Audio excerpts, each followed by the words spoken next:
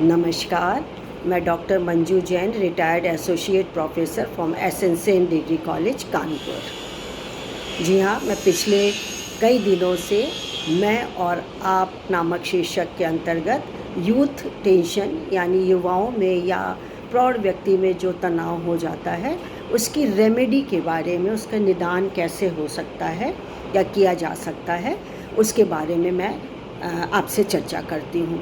तो मैंने बहुत सारी रेमेडीज़ बताई जो मेरे विचार थे और कहीं कहीं से मैंने नेट से और लोगों के जो कहे हुए थे, रिसर्चेस जो कहती थी, उसके बारे में बताया। देखिए, अल्टीमेटली बहुत ज़्यादा तनाव होगा तब तो डॉक्टर को आपको सलाह लेनी पड़ेगी।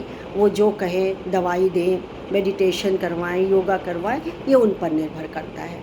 पर कुछ चीज़ें ऐसी होती हैं जो बिना किसी दवाई के भी ठीक हो सकती हैं यदि आप में पॉजिटिव एनर्जी हो या आप ऑप्टिमिस्टिक हो, आप नकारात्मक विचारों को अपने से अलग करते रहें तो कहीं हद तक आप इस अवसाद से जूझ सकते हैं, मुक्त हो सकते हैं और दवाई पानी लेने की ज़रूरत नहीं है। तो यूथ टेंशन होता तो बहुत कारणों से है और इसके निदान में मैंने बहुत सारे तरीके बताए कि आप कोई भी एक शौक़ पालिए, पुस्तकें पढ़िए, चाहे कैसी भी पुस्तक, उपन्यास हो, आप कविता पढ़िए, आप नॉवेल्स को पढ़िए, थ्रिल वाली पढ़िए, एडवेंचरस वाली पढ़िए, जो आपका रुझान जिस तरफ हो उस तरफ पढ़िए। कविताएं लिखने का या पढ़ने का शौक़ है, उस पर आप अटेंशन पे करिए, ये मैंने बताया था। तो फिर उसी के आगे की कड़ी को बढ़ाते हुए मैं आज लेती हूँ कि कहीं आप अपनी सेवाओं को दूसरों को दें। बहुत अच्छा लगता है, बहुत आनंद आता है, चाहे वो पे से हो या विदाउट पे हो। यानी कि आप जो कार्य कर रहे हैं, कॉलेज में पढ़ रहे हैं या पढ़ चुके हैं, आपकी अभी अभी नौकरी भी लगी है, तब भी आप एक साइट की तरीके से अपनी सर्विस को दे सकते हैं। फ्री में दें तो बहुत ही अच्छी बात है, लेकिन पैसे की ज़रूरत हो तो वो जहाँ आप संस्था में काम करते हैं वो संस्था आपको पे भी करती है, वो आपके ऊपर निर्भर करता है। तो आज मैं आपको कि आप हॉस्पिटल में कैसे अपनी सेवाएं दे सकते हैं इसके बारे में चर्चा करूंगी। तो कैसे है कि देखिए, पेशेंट और पेशेंट के घर वाले, जब पेशेंट बहुत सीरियस हो जाता है या मान लीजिए इंजर्ड हो जाता है, एक्सीडेंट हो जाता है या वहाँ बहुत ज़्यादा उसकी हालत ख़राब है, आईसीयू की ज़रूरत है, तो उस समय से लेके पोस्ट रिलीव जब हो जाता है तब तक वो मानसिक रूप से घबराया हो जाता है, यानी पेशेंट भी और पेशेंट के घर वाले भी। तो ऐसे में उसको सहानुभूति की, इमोशनली उसको सहारा देने की बहुत ज़रूरत होती है, एज़ वेल एज़ फाइनेंशियल भी। मान लीजिए कोई गरीब बंदा है, नहीं चुका पा रहा हॉस्पिटल की फ़ीस, डॉक्टर की फ़ीस नहीं दे पा रहा है, या दवाइयाँ नहीं खरीद पा रहा, इंजेक्शन्स नहीं ले पा रहा, या कम पैसे पड़ गए हैं, तो आप कभी कभी सहायता करिए। तो देखिएगा अंत में आपको बहुत अच्छा अनुभव होगा और आप इस अवसाद से, इस नकारात्मक विचारों से कहीं ना कहीं जूझ करके उससे मुक्त ज़रूर होंगे। तो हॉस्पिटल में क्या सेवा करी जा सकती है, कैसे की जा सकती है, इसके लिए पढ़ाई की क्या ज़रूरत है और नहीं है, इसमें मैं थोड़ा सा संक्षेप में आपसे चर्चा करूँगी। तो आप उसको पैसे से, इमोशनली आप उसकी सर्विस आप अपनी दे सकते हैं। और इसके बाद भी इसकी बात चर्चा करने के बाद मैं हमेशा आपको एक कर्मयोगी के बारे में बताती हूँ जो कैसे कठिनाइयों से या परेशानियों से जूझ करके उभरा है और दूसरों के लिए वो प्रेरणा का स्रोत बना है, इसके बारे में चर्चा करती हूँ। तो चलिए मैं आपको ये बताती हूँ कि हॉस्पिटल में आप क्या सर्विस दे सकते हैं। तो what is a hospital social worker? A hospital social worker serves to assist patients in dealing with the sometimes overwhelming effects of hospitalization, जो अभी हम लोग बात कर रहे थे, चर्चा कर रहे थे। Patients and families of patients are often under a lot of emotional pressure and financial stress due to illness or injury. अभी हम लोगों ने इसी पॉइंट को डिस्कस बाय द वे किया था। Additionally, there are needs to be addressed after the patient is discharged, like the need for home-based care and rehabilitative services. इसको फिर से पुनर्स्थापित करना, यानी पहली जैसी कंडीशन में ले आने तक आपको उसको सर्विस देनी है, उसकी सेवा करनी है। Hospital social workers help patients meet all of these needs by providing training, resources and other support. In other words, a hospital social worker helps patients and their families navigate the process of illness and injury from hospitalization to recovery. मतलब उसको ये बताता है कि आप किस department में जाइए, कहाँ से रास्ता है, क्योंकि हम लोग भी हॉस्पिटल गए हैं, जाते हैं, बीमार हुए हैं तो भटकते रहते हैं, कौन से वार्ड में जाना है, किस हॉस्पिटल के पास जाना है, कितनी दूर है वार्ड, तो हम अपनी कन्वेंस से जाएं कि पैदल जाएं, कैसे जाएं। तो वो उसके बारे में बताता है, आपकी सहायता करता है कि देखिए ये डिपार्टमेंट या आपकी ये बीमारी है तो इस डिपार्टमेंट में आप जाइए, इस फलाने डॉक्टर का ओपीडी है या ये डॉक्टर आज देख रहे हैं 10 से 2 बजे तक या 8 से 2 बजे तक बैठेंगे, इनका आउटडोर भी है, आप फलाने को दिखाइए, ये रास्ता बाएं से मुड़ के दाहिने जाता है, आप अपने स्कूटर से अपनी गाड़ी से जा सकते हैं। उसको नेविगेट करता है, उसको बताता है, तब तक जब तक कि वो ठीक होकर के घर तक नहीं चला जाता तब तक इस बारे में वो बताता रहता है। On a very basic level, hospital social workers act as liaisons for patients such that the patient and their family can better navigate the health care system, which can sometimes be quite confusing. In that regard, hospital social workers are a primary point of contact for patients and their families about policies, procedures and services both in the hospital and after the patient's release. तब तक बताता रहता है जब तक कि patient release नहीं हो जाता कि आपको कहाँ पैसे जमा करने हैं, कितने खर्च करने हैं, क्या पॉलिसी आपके पास कोई हो तो उस पॉलिसी के तहत आपको ये छूट मिल सकती है, सभी चीज़ उसको बताता है। बहुत बढ़िया चीज़ है, आप फ्री में करना चाहें फ्री में कर लीजिए। आपको इसके लिए यदि कोई संस्था पैसे देती है तो भी आप कर सकते हैं, पर उसके लिए फिर आपको ट्रेन होना पड़ता है। और ऐसे आप अपने बस एक राह दिखा रहे हैं उसको कि आप परेशान ना हो, कहाँ पर बिल बनता है, कितने का बनता है, आप इसको बताते जा रहे हैं, इतनी सेवा कर रहे हैं। Sometimes hospital social workers even serve as a resource about the illness और injury itself. For example, in large medical facilities, hospital social workers might specialize in working with a specific population, like patients that have cancer, or they might specialize in a certain department like the emergency room. Beyond providing information to patients and their families, hospital social workers provide emotional support during times of crisis.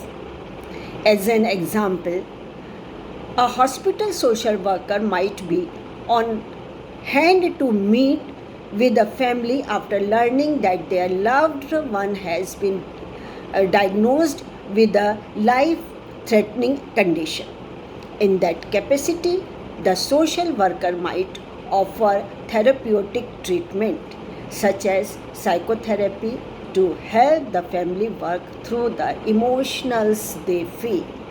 यानी कि कभी कभी इतनी crisis हो जाती है patient के लिए, पेशेंट के घर वालों के लिए कि क्या करें, ये लाइफ थ्रेटनिंग बीमारी है कि नहीं है, तो इससे जस्ट उबारने के लिए एक सोशल वर्कर, यानी जिसकी मैं चर्चा कर रही हूँ, को कोई भी मानसिक रूप से तनावग्रस्त है या नेगेटिव विचारधारा आ रही है या ना भी हो, यदि आप चाहते हैं तो आप उसकी ये सहायता कर सकते हैं कि लाइफ थ्रेटनिंग है लेकिन डायग्नोसिस हो गया है, प्रॉपर डायग्नोसिस हो गया है। तो मेडिकल साइंस ने तो इतनी तरक्की की है कि हर चीज़ का इलाज निकाल लिया है उसने, तो आपका भी इलाज हो जाएगा। प्रॉपर हाथ में आप आए हैं, सही हाथ में आए हैं, सही जगह आए हैं और आप बड़े आराम से इसको फेस कर सकते हैं। तो यही मुझे आप तक पहुंचाना था। सिर्फ कहने का मेरा मतलब सिर्फ यही है एक आपको राय देनी होती है कि कभी भी आप हताश होकर के हाथ पर हाथ धर के ना बैठें, बल्कि उस दोष से, उस क्राइसिस से खुद भी मुक्त हों और अपने शौक़ का, जिसमें आपको अच्छा लग रहा हो, जिससे आपको संतुष्टि मिल रही हो, जिससे आपको खुशी मिल रही हो, वो कार्य करिए। तो देखिए आपके पास कोई भी निगेटिविटी फटक करके भी नहीं आएगी। आज के लिए बस इतना ही। बस फिर मैं आपको एक कर्मयोगी के बारे में जैसे हमेशा बताती हूँ वो बताऊँगी। तो आज मैं आपको बताती हूँ एक ऐसी लेडी जो कि बहुत कम उम्र में ही बहुत ख्याति प्राप्त कर ली उन्होंने। तो चेन्नई की बात है, साउथ में ही एक बच्ची का जन्म हुआ, गोल मटोल, खूबसूरत, अच्छी, और बड़े होते होते यानी कि 5, 6, 7 साल तक होते होते वो गोलू गोलू नाम से पुकारी जाने लगी, क्योंकि हेल्दी भी थी और हो सकता है कोई हार्मोनल कोई प्रॉब्लम हो तो उससे थोड़ा सा वो हिष्ट पुष्ट ज़्यादा दिखती थी। खैर कोई बात नहीं, लेकिन घर की बहुत दुलारी थी। माँ बाप और जो भी उनके आजू बाजू थे सभी उसको बहुत प्यार करते थे। चुलबुली थी, चुलबुलापन था और सबकी बहुत चहेते थी।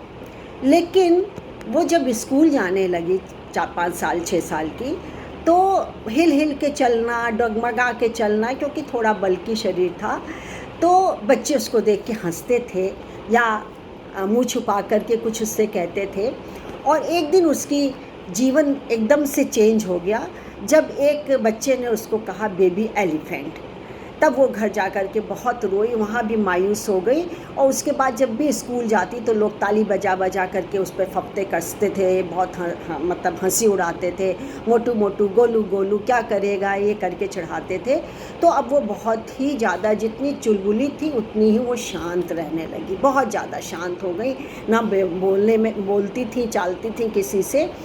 तो और उसका प्रभाव क्या हुआ कि उनके पढ़ाई पर पढ़ा और वो बहुत कमज़ोर हो गई पढ़ाई में, यहाँ तक कि उनको अच्छे नंबर से पास भी ना हो सकी। लेकिन कुछ लोग जैसे फरिश्ता बन के, दूत बन के, भगवान बन के आते हैं। इनकी एक क्लास टीचर ने इसको देखा कि ये बहुत ज़्यादा अवसाद से न घिर जाए ये छोटी बच्ची। 6-7 क्लास में थी और कहीं ये गड्ढे से, कहीं अभी तो गड्ढे में गिरी है, कहीं ये बड़ी खाई में ना गिर जाए, तो इसको ठीक करना है किसी भी तरीके से। तो उन्होंने इसके अवगुण को छोड़ दिया, जो गुण उसके पास थे उसको उभारना शुरू किया। और उभारते उभारते वो इतनी अच्छी हो गई कि अब वापस से वो बोलने लगी, चालने लगी। और करते करते इन्होंने चेन्नई से मैट्रिक पास किया और मैट्रिक के बाद उन्होंने ग्रेजुएशन किया। ग्रेजुएशन के बाद एमबीए किया।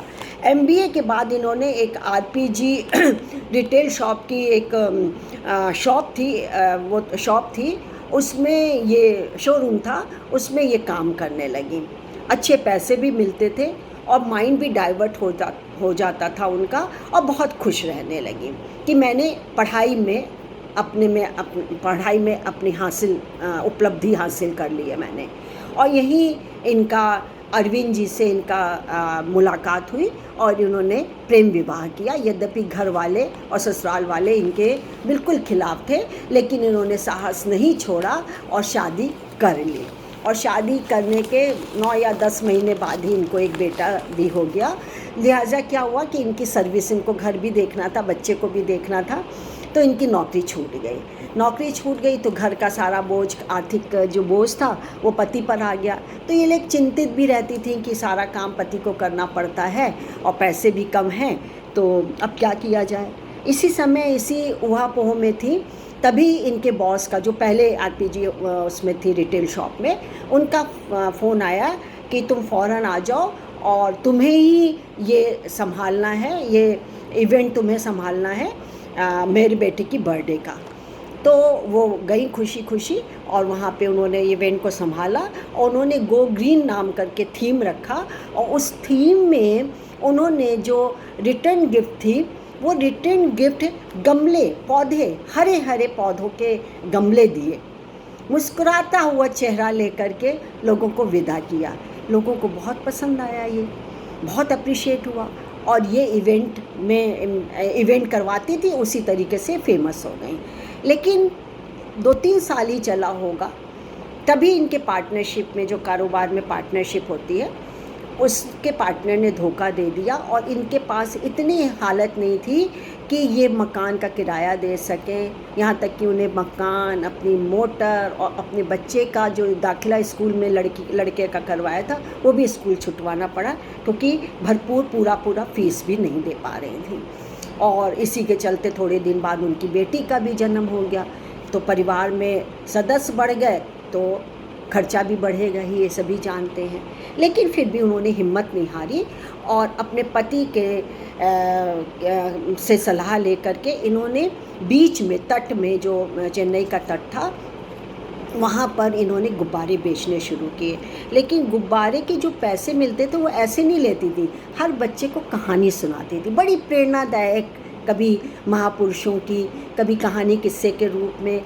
तो ये लोगों को इतना अच्छा लगा कि जुहू में भीड़ लगने लगी और देखते देखते ये इतनी चर्चित हो गई कि इन्होंने खुद ही थोड़े दिन बाद स्कूल ऑफ सक्सेस बच्चों के लिए खोला। और स्कूल ऑफ सक्सेस में इतना कि पहले तो 2500 व्यक्ति थे जहाँ पे वो शिक्षा देती थी। शिक्षा अभिभावकों को भी देती थी और टीचर्स को भी देती थी, और छात्र तो थे ही 2500 बच्चे थे, तो उन्हें कहानी भी सिखाती थी और अच्छी अच्छी बातों से उनको प्रोत्साहित करती थी। उन्हें कभी उदास नहीं देख सकती थी, उन्हें हमेशा खुश रखती थी, हंसाती थी, दुलराती थी, प्यार करती थी। बच्चे बहुत खुश होते थे उनसे। और इनका नाम दीपा था, दीपा अत्रे करके था, और इनको दीपा माँ के नाम से पुकारने लगे। कोई दीपा दीदी, कोई दीपा माँ के नाम से पुकारने लगे। और आज वो स्कूल ऑफ जो सक्सेस है, उसमें आज लाखों बच्चे हैं और लाखों बच्चे प्रोत्साहित होकर के आज कहाँ कहाँ सर्विस, नौकरी और कहीं नामी गामी व्यक्ति बन गए हैं। और इन्होंने आज भी उसी को अपनाया और अपना करके दुनिया भर में इन्होंने नाम कमाया और आज बहुत लोगों के लिए एक प्रेरणा का स्रोत बनी हुई हैं। तो जीवन में कभी कभी ऐसे व्यक्ति भी मिल जाते हैं, और नहीं भी मिलते हैं तो भी आप घबराइए नहीं, बिल्कुल मत घबराइए। आप अपने विचारों को, अपने शौक़ को, अपनी खुशी को दूसरे के साथ शेयर करिए, बांटिए। फिर देखिए कि आपके अंदर कितनी प्योरिटी आ जाती है, कितनी शुद्धता आ जाती है। आप हल्का फुल्का महसूस करते हैं, लगता है हवा में उड़ रहे हैं, कोई गम मेरे पास नहीं है, मैं बिल्कुल अच्छा हूँ, मैं बिल्कुल खुश हूँ, मैं दूसरे को खुशी दे सकता हूँ। तो आज के लिए इतना ही, फिर हम मिलेंगे एक वीडियो के साथ। धन्यवाद, नमस्कार।